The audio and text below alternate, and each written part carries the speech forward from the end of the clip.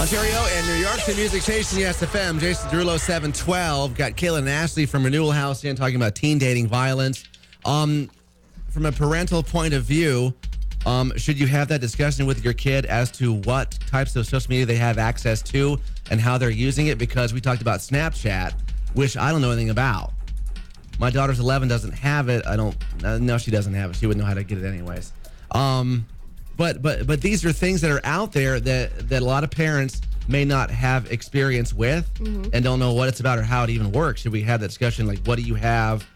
I definitely think that's appropriate to have the lines of communication open, have those discussions with your kids. What are you using? What are you on? Are you on Facebook? Do you have a Snapchat? Hey, I don't know what Snapchat is. What is it? You know, parents need to educate themselves and see how their teens are consuming media these days, because it's a lot different from even when I was in college not too long ago, but it's even different from when I was in college and high school. They have Snapchat, which is where you can take a picture of yourself and send it to somebody, and the idea is that picture gets deleted in 5 or 10 seconds, so it's a temporary picture. So people are sending maybe inappropriate pictures that they shouldn't be, with the idea that it's getting erased in 5 or 10 seconds. But now they have ways to take a screenshot of that, or there's different computer programs you can download that can save that picture, or you can show your friends. It's like once you send a picture like that, you really don't know whose hands it's getting into, so you need to be careful about things like that. Now they've got programs too where you can kind of see what they're saying.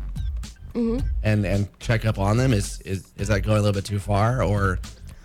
I think it's all relative. It kind of depends on what relationship you have with your child. And, I think that the most important thing is their safety and keeping them safe and helping them grow into, capable, mature adults. And, clearly communication and making sure that you have that healthy relationship with them is probably the best option. But, if they're shutting you out and they're not telling you what's going on and you're really concerned, I mean, you're still the parent and you still have rights and you can still check up on their things. Now, if you've got a child who's being abused via social media or text or whatever, and they're, 13, 14, do you want police involved at that point, or is it let's start with something else first? It really is kind of based on the person and the situation. You could maybe contact the school. Maybe if it gets bad enough to the point, you might want police involvement. And teens can definitely reach out to the police and make police reports. They can get an order of protection through family court.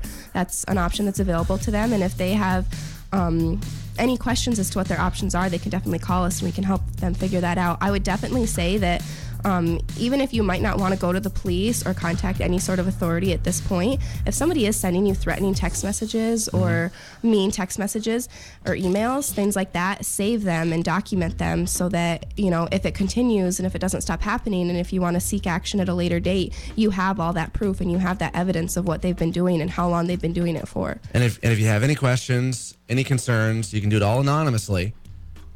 Just by calling Renewal House and ask questions and get more information. How do we get in touch with you guys? Yep. You can call us at 379-9845. And we provide peer-to-peer counseling. We have a 24-hour crisis hotline where people can call and say, hey, I don't know if I'm in a healthy relationship. Can you talk to me about what that looks like? And there's also a website, and it's loveisrespect.org. And you can take a quiz to see that if you are really in a healthy relationship. Okay, I'll put a link to that on our Facebook page as well. Thanks for coming in today, guys. Thanks. All right, it is 7:15. Aloe Black now, the man, Yes FM.